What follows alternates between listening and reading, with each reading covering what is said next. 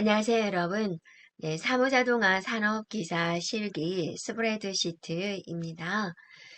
우리가 이번에는 이제 엑셀에 대한 스프레드시트인 엑셀 프로그램에 대해서 진행하겠습니다. 자, 먼저 사무자동화 산업기사 출제 기준안이 어떻게 되는지 먼저 살펴보도록 할게요.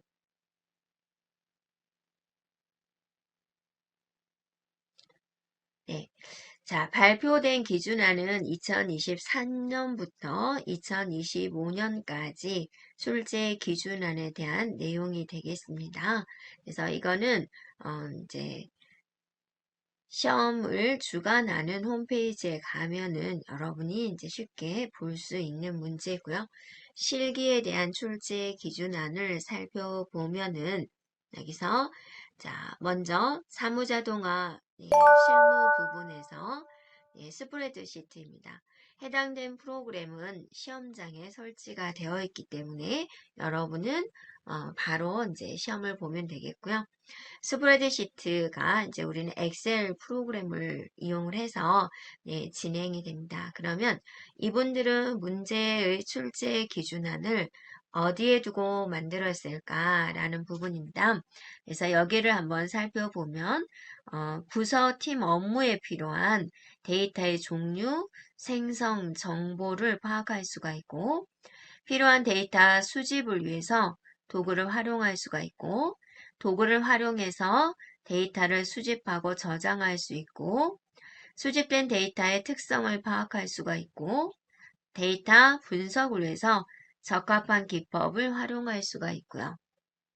또 수집된 데이터를 활용 목적에 따라 분석할 수가 있고 수집하고 저장된 데이터를 해당 부서팀에 제공할 수가 있고 수집 분석한 데이터를 해당 부서팀에 제공할 수 있고 분석된 데이터를 담당 업무에 활용할 수가 있고 업무 처리를 위해서 스프레드시트 프로그램을 사용할 수가 있다. 여기까지가 이제 스프레드시트에 관련된 세부적인 항목이에요. 그래서 이제 시험을 주관하는 시험을 출제하는 부분에서 이 부분에 이제 중점을 둬서 이제 스프레드시트에 대한 출제를 만들었다라는 부분입니다. 그리고 이제 각 과목별로 이제 나와 있는 내용이 되고요. 총 시험 시간은 3과목이고, 거기서 이제 2시간 정도 소요가 됩니다. 자, 어차피 여러분이 데이터 관리도 공부를 해야 되니까 한번 살펴보면 부서팀 업무에 필요한 데이터의 종류, 생성 정보를 파악할 수가 있고, 필요한 데이터의 수집을 위해서 도구를 활용할 수 있고, 도구를 활용해서 데이터를 수집하고 저장할 수가 있고, 수집된 데이터의 특성을 파악할 수가 있고, 데이터 분석에 적합한 기법을 활용할 수 있고, 수집된 데이터를 활용 목적에 따라 분석할 수 있고, 수집하고 저장된 데이터를 해당 팀에 제공할 수가 있고, 분석된 데이터를 해당 부서에 제공할 수가 있고, 분석된 데이터를 담당 업무에 활용할 수 있고, 자료 관리를 위해 데이터베이스 프로그램을 사용할 수가 있다. 라는 게 이제 데이터 관리, 우리는 액세스를 이용해서 진행할 내용이고, 프레젠테이션은 우리가 파워포인트죠. 그래서 한번 또 읽어보면 어떤 내용일까?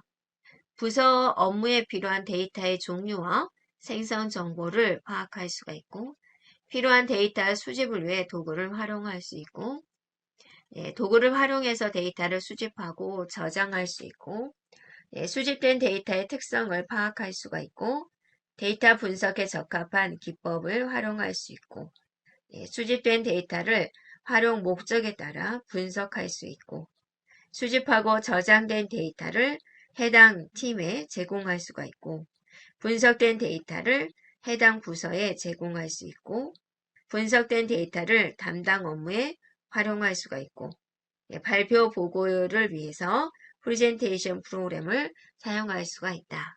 라는 거고, 이렇게 이제 3과목에 대한 내용을 작성을 했으면 인쇄를 합니다. 그래서 입력 또는 조회 화면을 출력을 하고, 표 그래프를 출력을 하고, 보고서를 출력하고, 슬라이드를 출력을 하게 됩니다. 여기까지 이제 출제 형태가 되겠습니다. 자, 세부적으로 우리가 이제 출제 기준안에 대해서 보면은 사무자동화 산업기사는 실기시험은 작업형이고 2시간 내에 요구 사항에 따른 작업을 수행을 하고 작업 내용을 인쇄를 해서 출력물 4장을 제출하게 되어 있습니다. 자, 다음과 같은 경우는 채점 대상에서 제외됩니다. 시험 시간 내에 요구사항을 완성하지 못하는 경우 또는 시간 내에 제출된 작품이라도 다음과 같은 경우 자, 스프레드시트 엑세스 파워포인트에서 요구사항에 제시된 세부 작업이 있어요. 작업표, 그래프, 조회화면, 보고서, 제1슬라이드, 제2슬라이드 어느 하나라도 누락된 경우 그 득점이 0인 경우에 한해서 0인 상황인 경우가 있는데 그 0인 상황은 그럼 어떤 경우냐라는 거죠. 자, 스프레드시트에서는 작업표, 그래프에서 득점이 0인 경우, 작업표에서 수식을 작성하지 않은 경우 조심해야 되겠죠. 그래프에서 데이터 영역 설정 오류로 요구사항과 맞지 않은 경우, 이럴 경우는 이제 0점 처리된다라는 거고요. 다음에 데이터베이스에서는 조회 화면 또는 보고서에서 그 득점이 이제 0인 경우, 조회 화면에서 SQL문을 작성하지 않는 경우, 공란으로 놔둔 경우, 보고서에서 중간 결과행 동시 오류로 0점으로 처리된 경우, 그다음에 파워포인트는 1슬라이드에서 0점인 경우, 2슬라이드에서 0점인 경우, 그리고 여러 기타 작업에서 지정한 요구사항과 맞지 않는 경우는 0점 처리됩니다. 라고 그랬어요. 그러니까 우리가 조심을 해야 되겠죠. 엑셀 프로그램은 여러분이 이제 본인이 사용하고 있는 프로그램 버전과 시험 장소에 있는 프로그램 버전을 확인을 한 다음에 본인에 맞게 신청을 하면 되겠습니다. 그래서 이제 우리가 이제 엑셀을 사용하는 데 있어서 가장 기본적인 엑셀의 화면 구성, 화면 확대 축소, 시트 보는 것, 다음에 저장하는 것, 셀 선택하는 방법, 그리고 이제 기본적으로 이제 기본적인 내용에 대해서 우리가 엑셀 화면에서 살펴보도록 하겠습니다. 자, 엑셀 화면입니다. 자, 먼저 화면 구성을 살펴보면, 여기는 이제 빠른 실행 도구 모음이죠. 자주 사용하는 명령어를 있는 거죠. 저장 단추가 있습니다. 그리고 이제 제목 표시줄, 여기에 이제 저장하면, 여기에 이제 파일 이름이 나오게 됩니다. 자, 그리고 여기가 이제 리본 메뉴가 되는 부분입니다. 그래서 여기 있는 해당되는 탭, 그룹, 명령이다 라고 하는데 탭을 이렇게 더블 클릭해주면 리본 메뉴가 사라지게 되죠. 다시 또 더블 클릭하면 리본 메뉴가 나오게 됩니다. 그래서 우리는 여기 있는 리본 메뉴를 보면서 작업하는 게 좋겠고, 자, 최소와 최대와 닫기 단추가 있습니다. 네. 그리고 여기가 이제 셀에 있는 주소를 알려주는 이름 상자가 돼요. 그래서 셀을 클릭하면 해당되는 셀을 이렇게 보여주게 되고 나중에 이제 여러분이 셀 이름을 설정할 수도 있는데요. 예를 들어서 제가 여기를 노란색으로 칠해 놓고 이곳에 셀 이름을 임시다 라고 주고 엔터를 치게 되면은 나중에 목록을 눌러서 임시를 눌러주면 이 영역이 자동으로 지정되는 걸 볼 수가 있죠. 자, 이게 이름 상자고요. 그 다음 이제 여기가 중요한 수식 입력줄 자리가 됩니다. 수식 입력줄은 내가 수식을 입력한 내용이 나오죠. 그래서 예를 들어서 여기다가 이제 12라고 썼어요. 그러면 입력한 내용이 그대로 이렇게 나오게 되죠. 볼게요. 근데 여기다가 제가 equal 10 나누기 2라고 썼어요. 네. 그래서 눈에는 5라고 보이지만 실제적으로는 이렇게 쓴 거죠. 그래서 여기에 실제로 입력한 내용을 알려주는 게 이 수식 입력줄이죠. 이렇게 볼 수가 있습니다. 그리고 이제 A와 1 여기 사이가 눌러주면 모두 선택 단추가 돼요. 그래서 셀에 있는 모든 것을 이제 선택하는 그런 부분이 되겠습니다. 그리고 자 1, 2, 3, 4 네, 행 번호가 있고 A, B, C, D 열 머리글이 있습니다. 다음에 이제 하단에 여기가 시트 탭의 자리가 돼요. 플러스를 눌러주면 계속해서 탭을 추가할 수가 있고요. 여기서 탭 색, 이것의 색깔을 바꿀 수가 있어요. 마우스 오른쪽 눌러주고 탭색 눌러주면 이렇게 해당된 색깔로 변경할 수도 있어요 라는 겁니다. 네, 그리고 이제 상태 표시줄이 있고 여기가 이제 시트를 어떤 상태로 볼 것이냐라는 겁니다. 그래서 지금은 여기 있는 첫 번째 기본 보기 상태인데 페이지 레이아웃 상태로도 볼 수가 있고, 네, 그 다음에 이제 페이지 나누기 미리 보기 형태로 볼 수가 있고, 첫 번째 거 다시 눌러주면 기본 보기로 볼 수가 있습니다. 그리고 화면 확대, 네, 그 다음에 화면 축소죠. 화면 확대 축소는 화면상에서만 크게 보겠다, 작게 보겠다의 의미고, 인쇄하고는 이제 상관이 없는 그런 기능이 되겠습니다. 네, 그리고 또 여러분이 마우스, 컨트롤 누르면서 마우스 휠을 위로 올리면 확대가 되고, 또 내리면 축소가 되는 그런 부분이 되고요. 네, 그리고 이제 해당된 시트 탭을 삭제하려면 마우스 오른쪽 네, 삭제 눌러주면 네, 시트를 삭제할 수가 있고요. 더블 클릭을 해서 네, 내용을 적으면은 시트지 이름에 대한 이름을 변경할 수가 있습니다. 자, 그러면 이게 이제 1, 2, 3, 4가 행 번호다라고 그랬는데 엑셀의 마지막은 어떻게 될까? 여러분이 컨트롤 누르면서 방향키 아래로 가는 걸 눌러보세요. 그러면 여기가 이제 마지막을 확인해 볼 수 있어요. 엑셀의 마지막 행은 148,576이 돼요. 자, 그러면 여러분이 이 숫자는 어떻게 해서 나왔을까라는 거예요. 왜 하필이면 148,576으로 했을까? 그냥 100만 번, 200만 번 하면 훨씬 좀 편하지 않을까 기억하기가. 이 숫자는 2의 배수승이에요. 그래서 갖다기 해주고 2 쓰고 꺽쇠 Shift 6에 보면 있어요.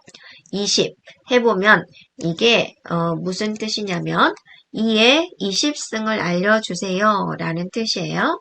엔터를 치게 되면 이렇게 보여주죠. 그래서 138,576이라는 숫자는 2의 20승을 한 결과이고요. 그러면 우리가 오른쪽 끝을 가볼까요? 네, 컨트롤 누르면서 방향키 오른쪽을 눌러주면 여기가 오른쪽 끝이 돼요. 그럼 마지막 열이 몇 번째인지라는 걸 우리가 보려고 했었는데 XFD 이렇게 로마자로 써졌거든요.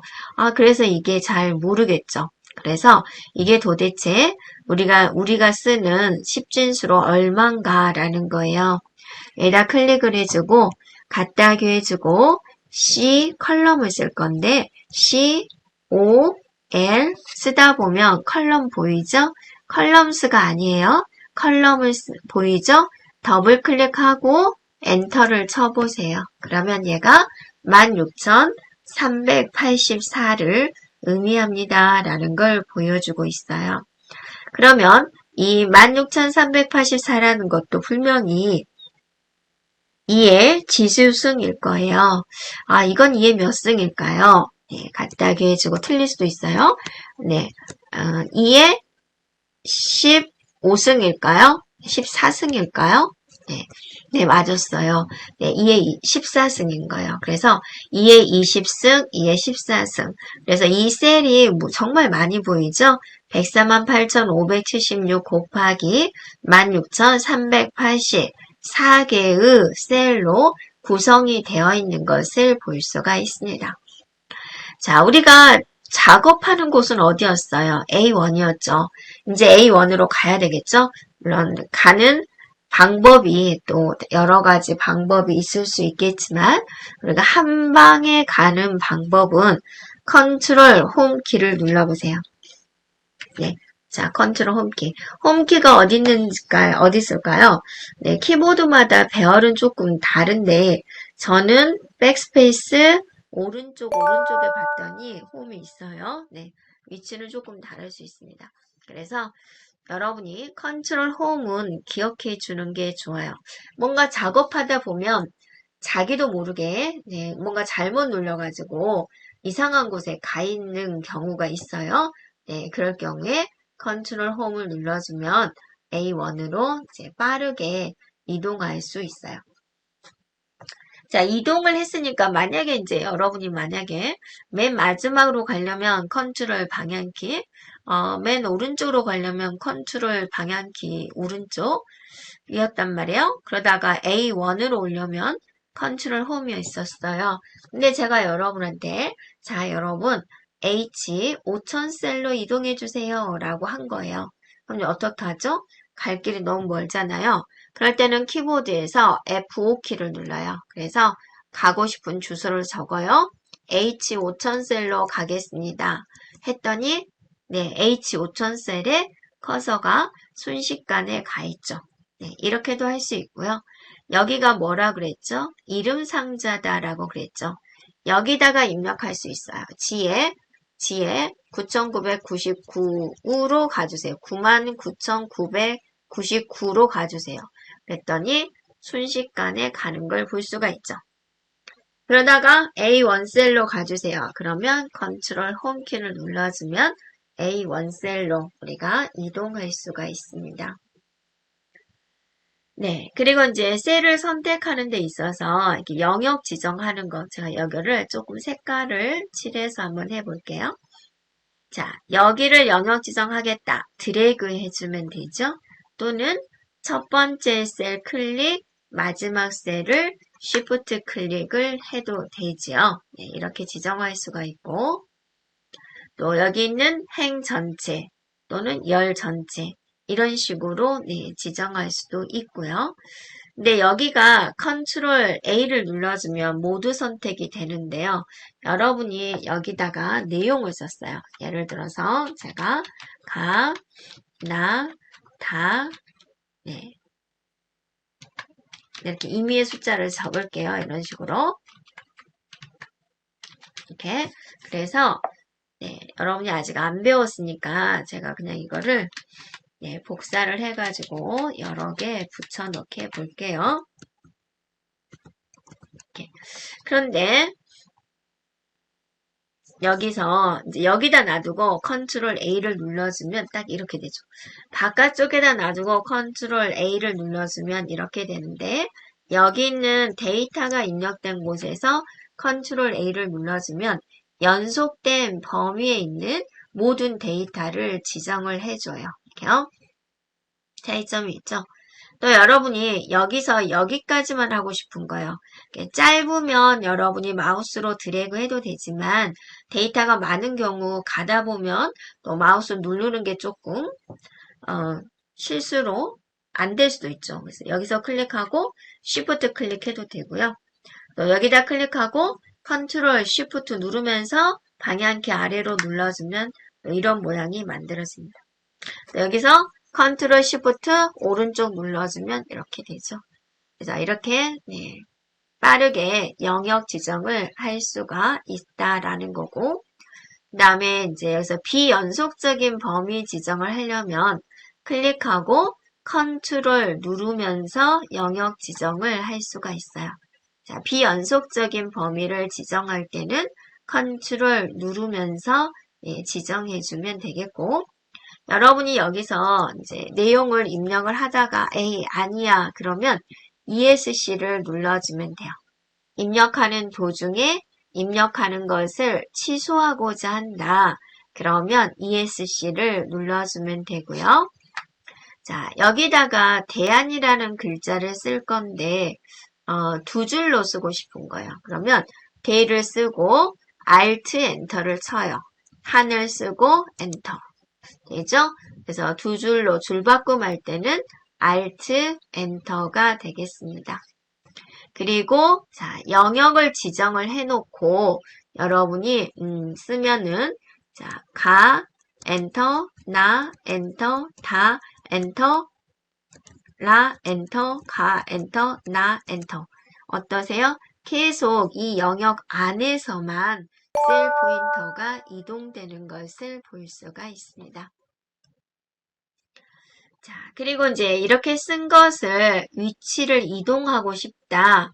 경계선 눌러주고 가져가면은 이동이 되고요. 컨트롤 누르면서 드래그 해주면 복사가 되고요.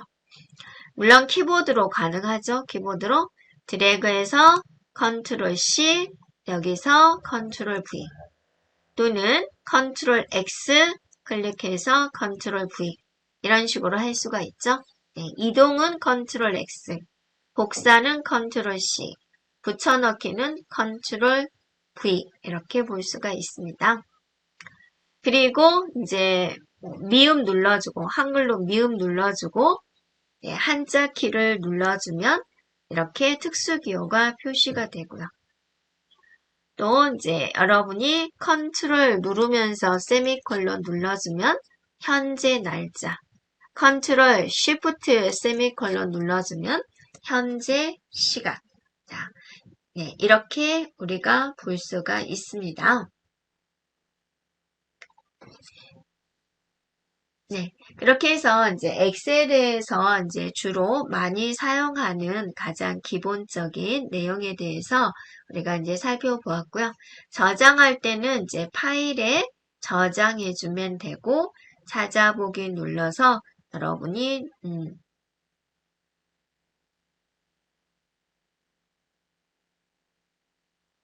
그래서 위치를 지정을 해주고요. 여러분이 여기다가 파일 이름을 적어주면 되고요. 네, 여기서 파일 형식을 보면 굉장히 많아요. 그래서 이제 또 과거의 버전을 사용하는 분들에게도 이런 것들이 이제 끊어짐 없이 이어져야 되기 때문에 버전별로도 많이 있습니다.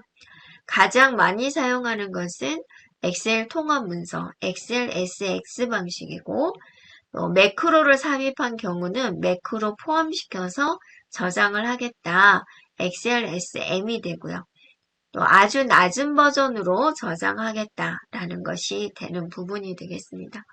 네, 그래서 또 여러분이 이제 CSV로 저장하는 방법, XML, 또 HTML, 또 엑셀 서식 파일, 다음에 이제 이런 PDF로 저장하는 거 굉장히 많이 있죠.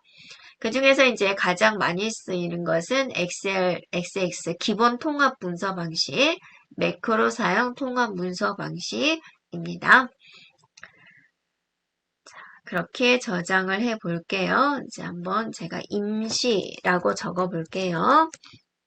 네, 그랬더니 파일 이름을 뭐로 했었죠? 임시로 했었죠. 그래서 여기에 임시 이렇게 저장되는 것을 볼 수가 있습니다. 자, 이렇게 저장해주면 되겠습니다. 네, 여기까지 엑셀에 대한 가장 기본적인 내용에 대해서 살펴보았습니다.